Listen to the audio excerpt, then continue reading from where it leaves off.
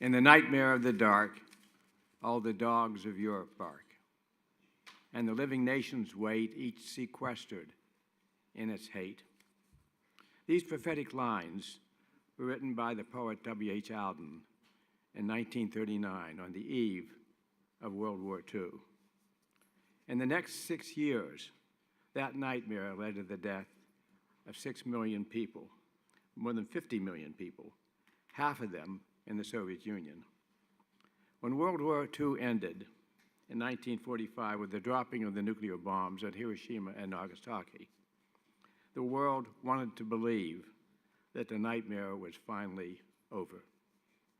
But within 5 years, the Cold War had started, and now the nuclear bombs that had ended World War II posed a new kind of nightmare.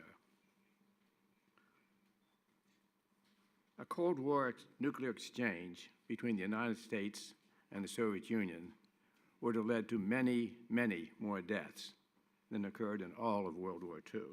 Indeed, such a war threatened no less than the end of our civilization. Leaders of our two nations understood that and developed a strategy called mutual assured destruction to try to prevent that catastrophe. Well, MAD worked, but it was exceedingly dangerous and more than once nearly led to a nuclear catastrophe. In particular, we came very close to a civilization-ending war during the Cuban Missile Crisis. Have we forgotten the Cuban Missile Crisis? I will never forget it. I was there, part of a small team that worked all day analyzing the intelligence data collected that day. By midnight, we had prepared a report for President Kennedy's brief the next morning, so I knew exactly what was going on. Indeed, every morning when I went into the analysis center, I believed would be my last day on Earth. After the crisis, President Kennedy said that he thought that there was a 1 in 3 chance that the crisis would result in a nuclear holocaust. 1 in 3. I believe that Kennedy was an optimist. He did not know, as we now know, that the Soviet Union had already deployed in Cuba tactical nuclear weapons that were fully operational and with authority to use. If Kennedy had accepted the unanimous recommendations of his Joint Chiefs of Staff and invaded Cuba, our troops would have been met on the beachhead with tactical nuclear weapons and been decimated, and the general nuclear war would surely have followed. I want to stress that neither Kennedy nor Khrushchev wanted a nuclear war. Indeed, they did everything they could to prevent it, but they almost blundered into one. The miscalculations of Soviet and American leaders almost led to a nuclear holocaust. And I believe we avoided that catastrophe as much by good luck as by good management. Today, because of the ongoing hostility between the United States and Russia, we are recreating the conditions that could cause today's leader to blunder into a nuclear war, as we almost did in the Cuban Missile Crisis. But there is another way of blundering into a nuclear war. If our missile attack warning system experienced a false alarm. How likely is that? During the Cold War, there were 3 such false alarms in the United States and 2 that I know about in the Soviet Union. That averages out to be about 1 every 8 years. I personally experienced one of the false alarms in the United States, and it changed forever my way of thinking about nuclear dangers. It occurred in October of 1979, when I was the Undersecretary of Defense for Research and Engineering. I was woken from a sound sleep at about 3 in the morning, and the voice at the other end of the line identified himself as the watch officer of the North American Air Defense Command. The general got right to the point.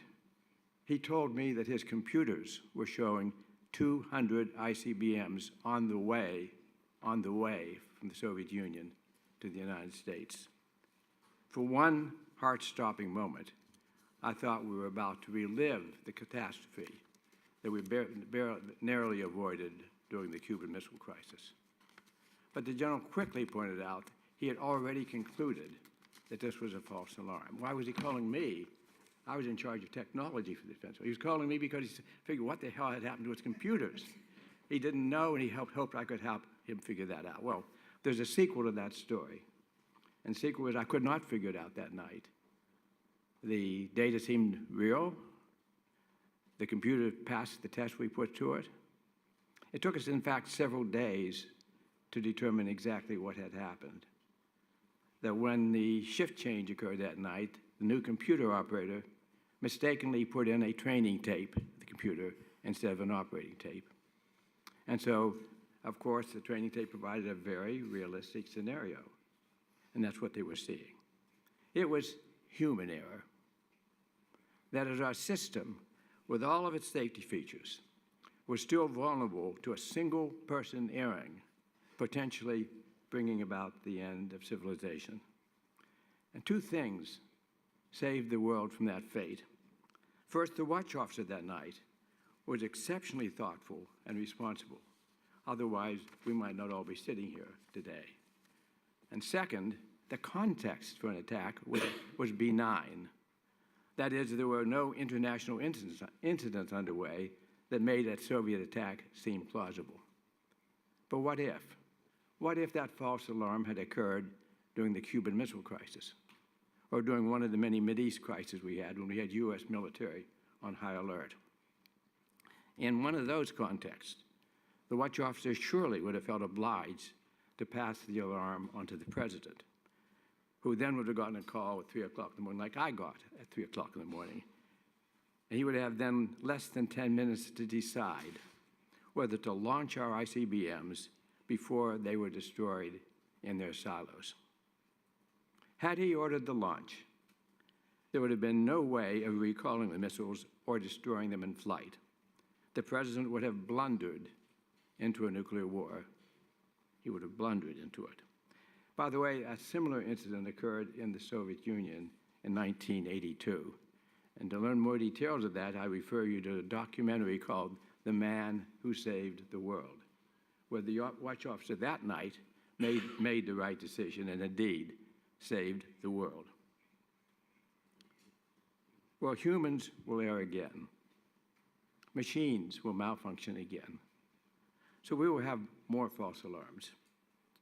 I would like to tell you that there's another sequel to the story, that when we recognized the level of catastrophe that could result from a false alarm, we decided to drop our launch on warning policy as being too dangerous. But of course, that did not happen. Russia and the United States still each have a policy of launch on warning, and both Russia and the United States are building new ICBMs to replace the ones built during the Cold War. That means ultimately, the future of our civilization will depend on the judgment of an American watch officer or a Russian officer, and the judgment and temperament of the Russian president and the American president. That's what our future depends on. When the Cold War ended in 1989, the world breathed a huge sigh of relief. We had somehow dodged the bullet, a bullet that could have extinguished our civilization. But in the last decade, inexplicably in my mind, we are beginning a new Cold War. The dogs of Europe are barking again, and not just in Europe. In my talk, I will consider whether the barking could escalate into a nuclear nightmare. And the worst nightmare would be a nuclear war between the United States and Russia. Those of you in this room who know me know that I'm, in fact, a Russophile. I've visited Russia more than 30 times. I've led 4 Stanford study tours to Russia. I love Russian music, Russian literature, Russian art. Many Russian friends, some of whom are in this room tonight, some of them going back to the days of the Cold War. But I must tell you, I am very concerned. The American and Russian relations today are comparable to the dark days of the Cold War. How could we have let that happen? How could we who have lived through the Cold War have let that happen? Let's briefly look back to what happened in the years after the Cold War ended. After the Soviet Union dissolved, there were very turbulent times in Russia, a very real possibility of major disorder, even a civil war. And I give very great credit to the Russian people who got through that crisis without major bloodshed. But Russia did enter a period of economic collapse and gross abuses in the privatizing of state-owned property. The decade of the 90s is sometimes called by Russians the decade of humiliation. Economic collapse entailed heartbreaking hardships for tens of millions of Russians, especially those on pensions. I and others argued in the United States that we should assist Russia's transformation with something like a Marshall Plan. But of course, that did not happen. When I became the Secretary of Defense in 1994, I was in a position to foster positive relations with the Russian military. So I worked to bring Russia into the Western security circle. I brought the Russian Minister of Defense to NATO meetings. I formed something called the Partnership for Peace, which brought former Warsaw Pact nations, including Russia, to participate with NATO in peacekeeping exercises. In joint military operations in Bosnia, I negotiated with the Russian Minister of Defense to have the Russian brigade part of a U.S. division in Bosnia. And I worked with the Russian Minister of Defense and the Ukraine Minister of Defense to dismantle 8,000 nuclear weapons. That period, I believe, was the high point in U.S.-Russia relations. When I left the Pentagon in 1997, I believed that we were well on our way to ending our Cold War enmity forever. But of course, that was not to be. In the late 90s, the downward slide started, in the first instance, as a result of actions taken by the United States. NATO expanded to Russian borders, which I had vigorously fought when I was still in government. In the next decade, the United States installed a ballistic missile defense system in Eastern Europe, which I had prevented from happening when I was Secretary of Defense, but it happened shortly after I left. Perhaps most importantly, this past decade, the United States has supported color revolutions in the Mideast and in the Ukraine. And when Putin regained the presidency and experienced large groups of protesters in Red Square, he blamed the United States for those protests. Incorrectly, I think, but in his mind, the United States was behind that.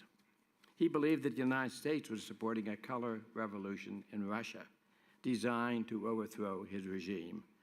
So the hostility in our relationship today was stimulated partly by actions of the United States and NATO, but it was also stimulated by aggressive actions and statements taken by Putin to restore some of the power and territory of the former Soviet Union and to strike back to the United States for the actions we had taken at the turn of the century.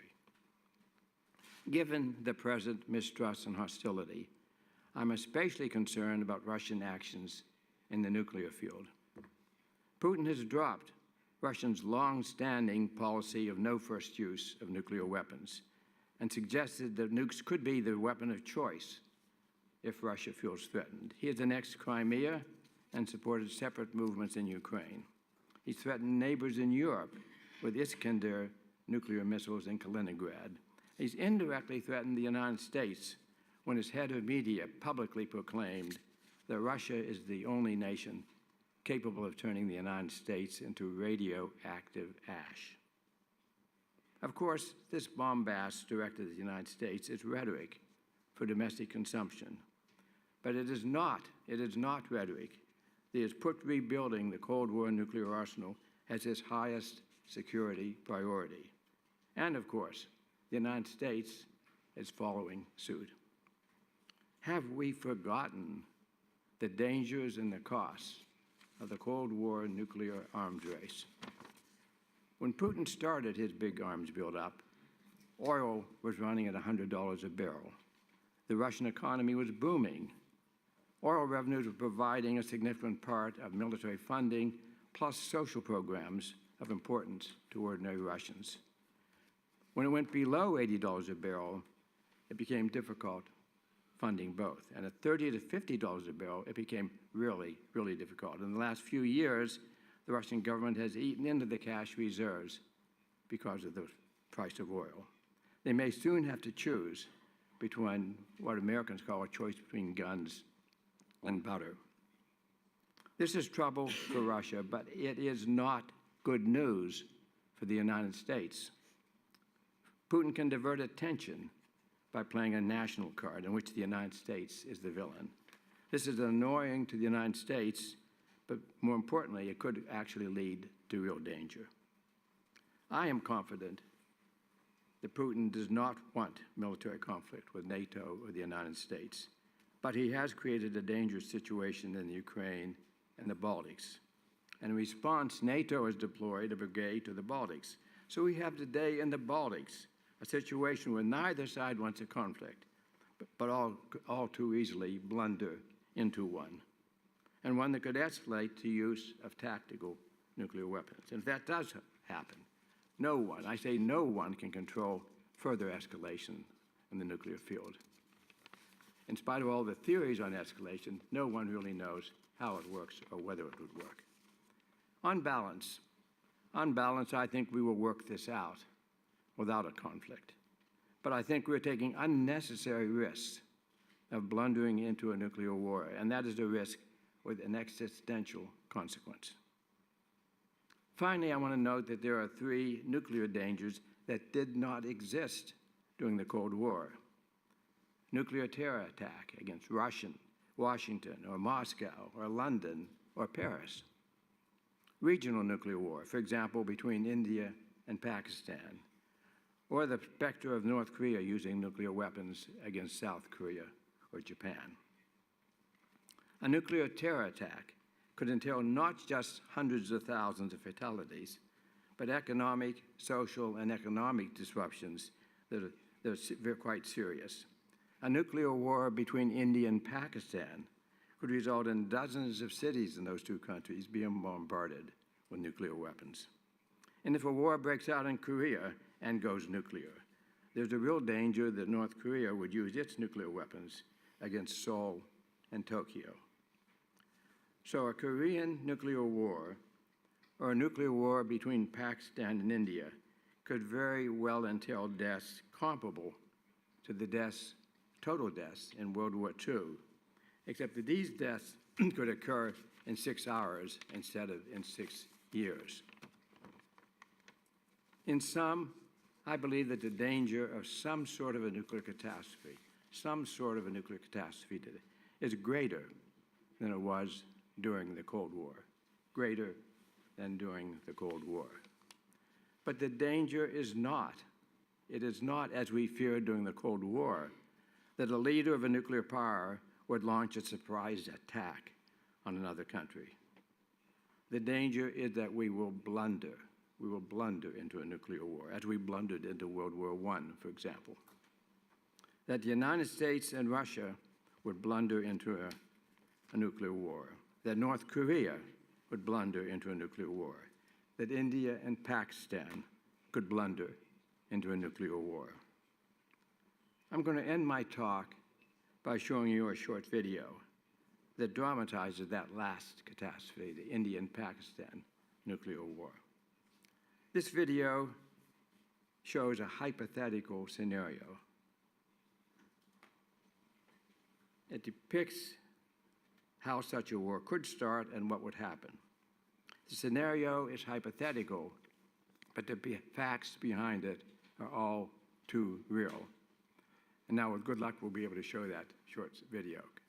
Can I ask the technical people to turn on the video and put out the lights, or turn down the lights?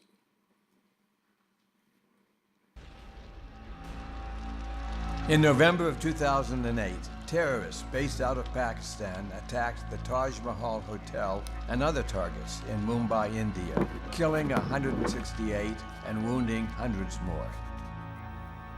I vividly remember as the scenes of horror played out on television for 4 days, in front of a stunned worldwide audience. Despite allegations of Pakistani military involvement in the attacks, the situation did not escalate into a military conflict that time. But what if something like that happens again? I cannot help but imagine a darker outcome. My name is William Perry, and what follows is my South Asia nuclear nightmare.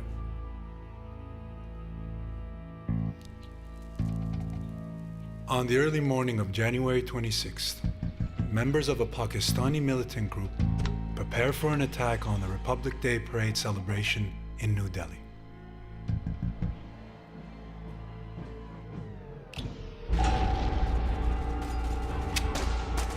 The attack claims over 300 lives, injuring countless others. All of the militants died during the attack, except one.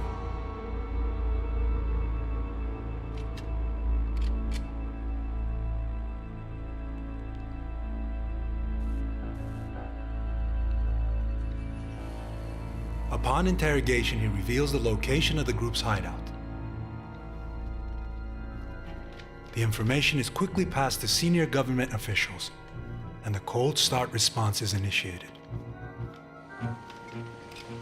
It gives the Indian military authorization to launch a punitive raid against the militants and cross over the border from the Punjab into Pakistani territory. In anticipation of India's invasion, the Pakistani government orders the Nassar Mobile Short-Range Tactical Nuclear Weapon System to be deployed to the border. The UN convenes an emergency meeting and urges both sides to show restraint. Just before dawn, the Indian army quickly overwhelms the militant camp. However, most of the fighters have already fled deeper into Pakistan. As the Indians ponder their next course of action, the Nassar system is moved near the border, 10 miles north of Kasur. Knowing that Pakistani military doctrine authorizes the use of tactical nuclear weapons against any invading force, the move is perceived as an urgent threat by the Indian military. After tense consultations, the government authorizes an airstrike to disable the nuclear battery.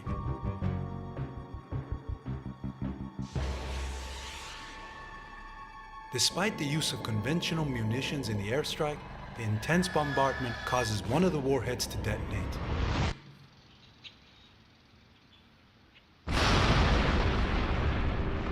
The nuclear explosion causes massive damage around the suburbs of Lahore, along with villages on both sides of the border. Military and civilian casualties are in the tens of thousands. Unable to identify the source of the nuclear explosions, Pakistan interprets them as a nuclear first strike from India. In response, the Pakistani military launches nuclear missiles at dozens of military and civilian targets in India. Minutes later, India orders a counterstrike.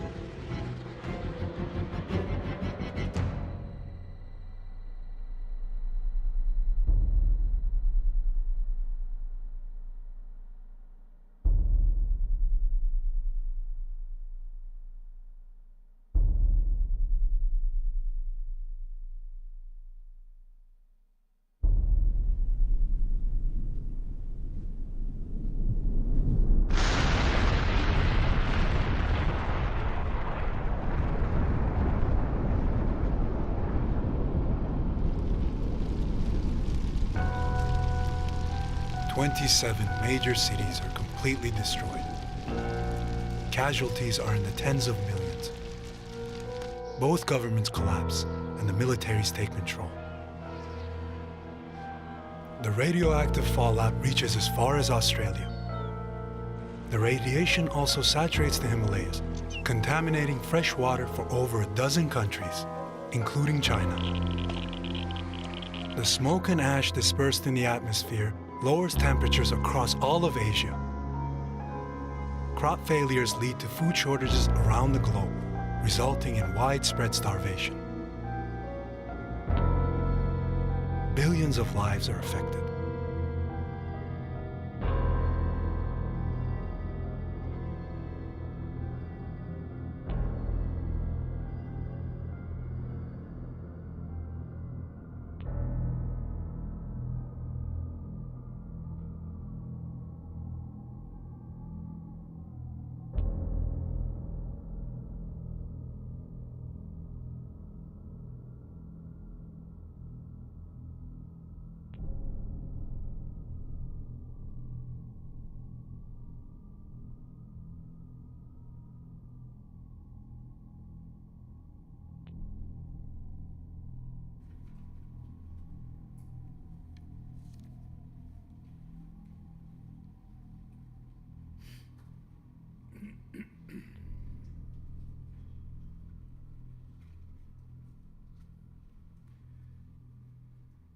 This video is one of a series of videos and online courses designed to educate the public about the dangers of nuclear weapon.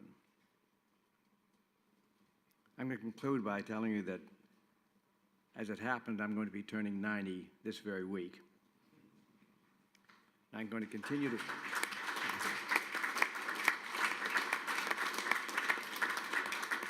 But I'm going to continue to work on this daunting existential problem. Why do I do that? Because I have promised myself.